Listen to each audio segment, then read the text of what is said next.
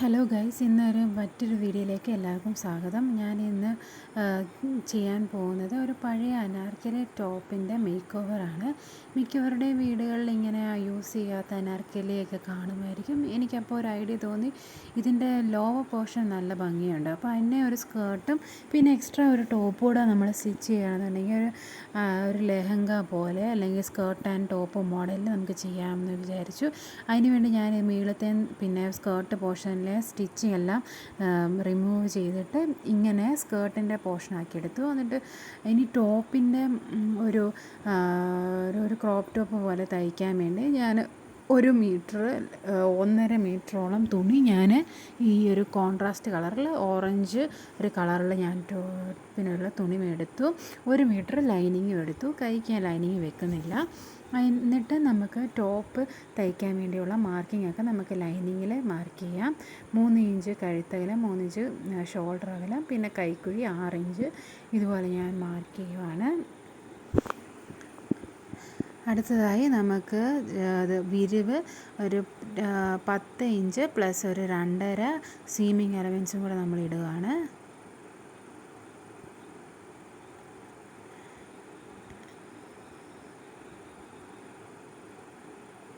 ഇതുപോലെ നമ്മളൊരു കൈക്കുഴി വരച്ചു കൊടുക്കുകയാണ്.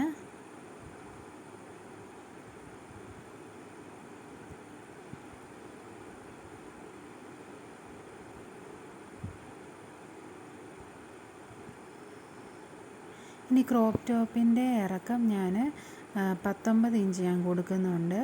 അത് അത്രയും ലൈനിങ്ങിൽ മാർക്ക് ചെയ്തു. അതിനുശേഷം നമുക്ക് താഴത്തെ വണ്ണം, വയറിൻ്റെ അവിടുത്തെ വണ്ണം നമുക്കൊരു 9 കൊടുത്തിട്ട് ഒരു സീമിങ് അലവൻസ് 2.5 കൂടെ മാർക്ക് ചെയ്യാം.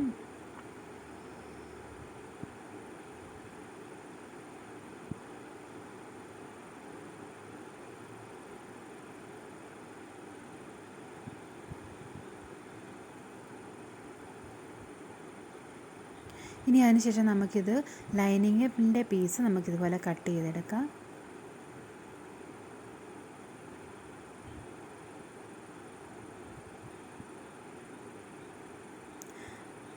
നമുക്കിതുപോലെ ഫ്രണ്ടിലെ പീസും ബാക്കിലെ പീസും ഇതുപോലെ നമുക്ക് സെപ്പറേറ്റ് ചെയ്ത് മാറ്റി വെക്കാം.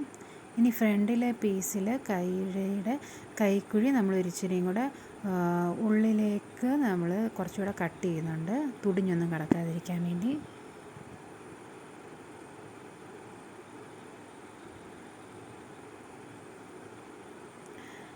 ഇങ്ങനെ ഒരു ചെറിയൊരു പ്രിൻ്റ് ഉള്ളൊരു ക്ലോത്താണ്.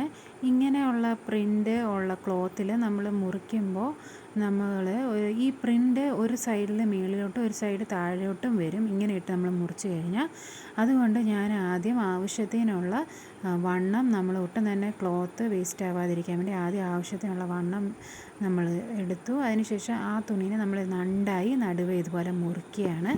എന്നിട്ട് പ്രിൻസ് 2 ഒരേ ദിശയിലേക്ക് വരുന്നത് പോലെ നമുക്കിതുപോലെ സെറ്റ് ചെയ്തിട്ട് പിന്നെ അവസാനം നമുക്ക് ലൈനിങ് വെച്ചിട്ട് മെയിൻ ക്ലോത്ത് കട്ട് ചെയ്യാം. അപ്പോൾ ബാക്കിലും ഫ്രണ്ടിലും ഒരേപോലെ തന്നെ ആ പാറ്റേൺ വരും. ഇനി നമ്മൾ മെയിൻ ക്ലോത്തിൻ്റെ പുറത്ത് നമ്മൾ ഈ ലൈനിങ് വെച്ചിട്ട് നമ്മളിതുപോലെ മുറിച്ചെടുക്കുകയാണ്.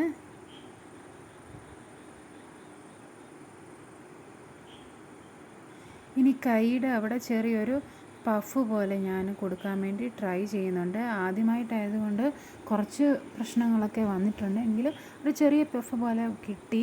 ആദ്യം നമുക്ക് 3 ഇഞ്ച് ചെറിയൊരു പഫായതുകൊണ്ട് 3 ഇഞ്ച് മാറ്റി നമുക്കിതുപോലെ കൈ വെട്ടുന്നതിന് വേണ്ടിയുള്ള മാർക്കിങ്സ് ചെയ്യാം. ആദ്യം 3 ഇഞ്ച് മാറ്റി ഒരു പോയിൻ്റ് മാർക്ക് ചെയ്തു. അവിടെ നിന്ന് നേരെ താഴേക്ക് ഇതുപോലെ വരച്ചു കൊടുത്തു. എന്നിട്ട് ആ പോയിൻ്റിൽ നിന്ന് താഴെ നിന്നും 3 ഇഞ്ച് നമ്മൾ മാർക്ക് ചെയ്ത് മറ്റൊരു പോയിൻ്റ് നമ്മൾ മാർക്ക് ചെയ്തു. അതിനുശേഷം നമുക്ക് കൈക്കുഴി ഇതുപോലെ വരച്ച് കൊടുക്കാം. ചോക്ക് അല്പം കളർ കുറവായിരുന്നു. ഇനി കൈയിലെ വണ്ണം ഞാൻ ആവശ്യത്തിനുള്ള നീളം മൊത്തം കൊടുത്തിട്ടുണ്ട്. കൈക്കുഴിയുടെ വണ്ണം 6+ ഒരു 2 ഇഞ്ച് സീമിങ് അലവൻസും കൂടെ ഞാൻ കൊടുക്കുന്നുണ്ട്. ഇനി ഈ ചെറിയൊരു പഫ് പോലെ കിട്ടാൻ വേണ്ടി ആദ്യത്തെ ആ പോയിൻ്റിൽ നിന്ന് നമ്മൾ താഴെ മാർക്ക് ചെയ്ത ആ പോയിൻറ്റിലേക്ക് വീണ്ടും ഇതുപോലെ വളച്ച് കൊടുത്തിട്ട് നമ്മൾ കട്ട് ചെയ്തെടുക്കുകയാണ്.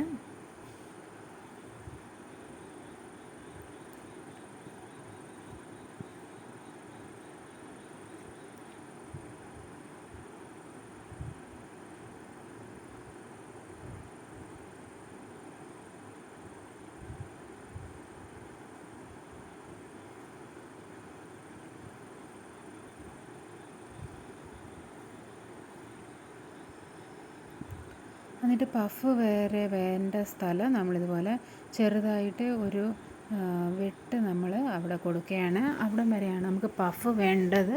അതുകൊണ്ട്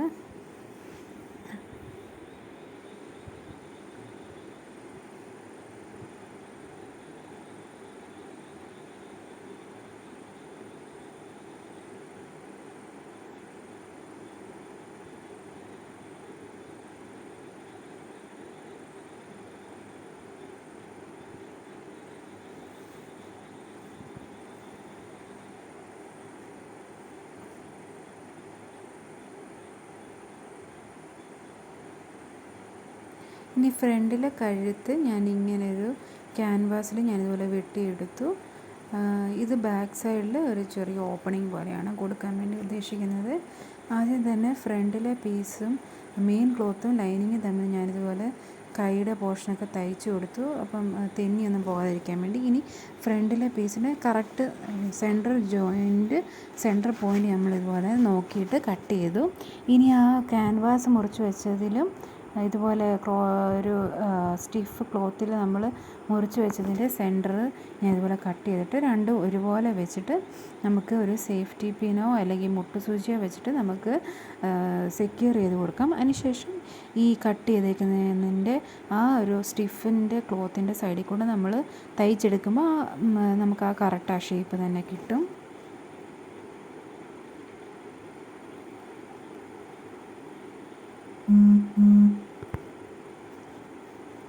ഇനി അതിന് ശേഷം തയ്ച്ചതിന് ശേഷം നമ്മളിതുപോലെ അകത്തെ എക്സസ് തുണി നമ്മളിതുപോലെ കട്ട് ചെയ്തെടുക്കുകയാണ്.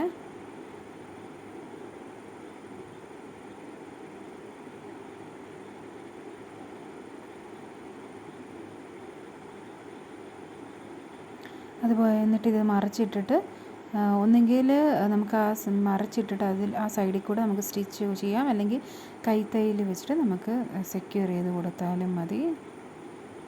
ഇനി ബാക്കിലും ഇതുപോലെ തന്നെ സെൻറ്റർ പോയിൻ്റ് രണ്ടെണ്ണത്തിൻ്റെ ഒരുമിച്ച് വെച്ചിട്ട് ഇതുപോലെ തയ്ച്ചിട്ട് നമുക്ക് എക്സസ് വരുന്ന തുണി നമുക്ക് കട്ട് ചെയ്ത് കളഞ്ഞിട്ട് ഇതുപോലെ മറിച്ചിട്ട് നമുക്ക് കൈത്തയ്യൽ വെച്ചിട്ട് തയ്ച്ച് കൊടുക്കാം.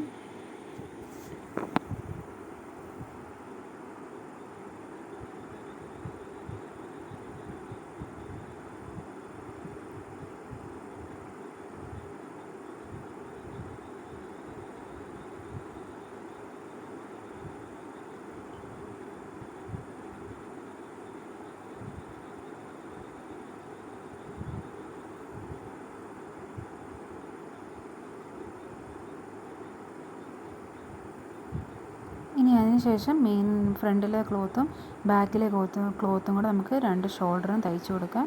ഇനി അതിന് ശേഷം പഫിന് വേണ്ടി ഞാൻ ആ മാർക്ക് ചെയ്തേക്കുന്ന ആ വെട്ടിൻ്റെ ആ പോർഷന് തമ്മിൽ ഒരു ആദ്യം ഒരു സിംഗിൾ സ്റ്റിച്ച് കൊടുത്തിട്ട് ആ നൂല് നമുക്കിതുപോലെ വലിച്ച് കൊടുത്തു കഴിഞ്ഞാൽ പഫ് പോലെ വരും. എന്നിട്ട് അത് നമുക്ക് കൈ നമുക്ക് ഫിറ്റ് ചെയ്യാം ആ ടോപ്പുമായിട്ട്.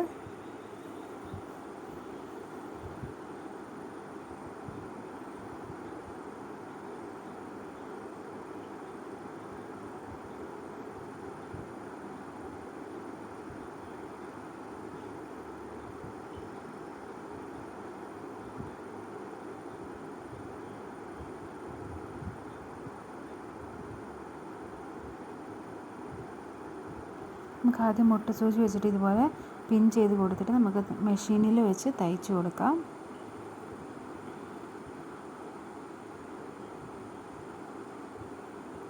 ഇപ്പോൾ രണ്ട് കൈയും തയ്ച്ച് കഴിഞ്ഞു. ഇനി കൈയുടെ അറ്റം ഒരിച്ചിരി മറിച്ചിട്ട് അടിച്ചു കൊടുക്കണം. അതിന് ശേഷം നമുക്ക് മെയിൻ അളവുകൾ നമുക്ക് മാർക്ക് ചെയ്ത് കൊടുത്തിട്ട് അതിലേക്കൂടെ തയ്ച്ചെടുക്കാം.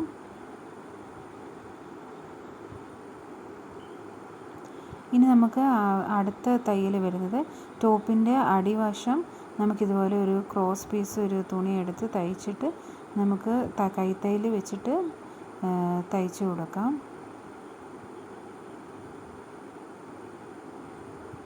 ഇതാണ് തയ്ച്ചതിന് ശേഷമുള്ള ഫൈനൽ ലുക്ക്. ഇത് ഞാൻ ടോപ്പും ഇതുപോലെ തയ്ച്ചു. അതിനുശേഷം ഞാൻ സ്കേർട്ടിൻ്റെ അവിടെ ഒരു പടി പോലെ നമ്മൾ സ്കേർട്ടിൻ്റെ പോർഷനിൽ അടിച്ചിട്ട് സ്റ്റിച്ച് ചെയ്തെടുത്തു. ഇതാണ് ഇട്ടതിന് ശേഷമുള്ള ഫൈനൽ ലുക്ക്. എല്ലാവരുടെയും വീട്ടിൽ ഇങ്ങനെയുള്ള പഴയ അനാർക്കലി ഇതുപോലെ കൺവേർട്ട് ചെയ്ത് തയ്ക്കാൻ വേണ്ടി ശ്രമിക്കണം. വീഡിയോ യൂസ്ഫുൾ ആയെങ്കിൽ നിങ്ങൾ ഫ്രണ്ട്സിനൊക്കെ അയച്ചു കൊടുക്കുകയും ഈ ചാനൽ സബ്സ്ക്രൈബ് ചെയ്യുകയും ലൈക്ക് ചെയ്യുകയും ചെയ്യണം. Thanks for watching.